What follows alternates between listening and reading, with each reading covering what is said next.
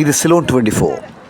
எல்ல வெள்ளவாய பிரதான வீதியின் 24வது மைல்கல் அருகில் நேற்று செப்டம்பர் மாதம் 4ஆம் தேதி இடம்பெற்ற விபத்தில் 15 பேர் உயிரிழந்திருக்கின்றார்கள். 18 பேர் காயமடைந்திருப்பதாகவும் அங்கிருந்து வரும் தகவல்கள் கூறுகின்றன.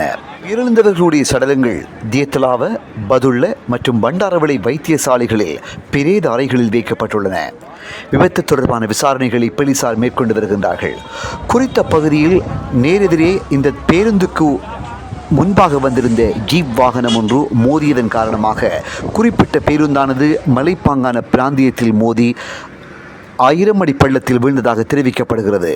குறித்த ஜீப் வண்டியின் சாரதி கைது செய்யப்பட்டிருக்கின்றார்.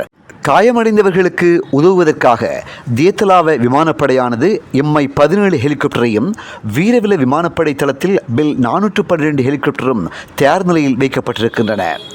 விபத்தில் காயமடைந்தவர்களை ஹெலிகாப்டர் மூலம் கொழும்புக்கு கொண்டு செல்ல அல்லது தேவையான மீட்பு நடவடிக்கைகளை மேற்கொள்ள உதவுவதற்காக இவை தயார் நிலையில் உள்ளதாக விமானப்படை ஊடகங்கள் தெரிவித்திருக்கின்றன.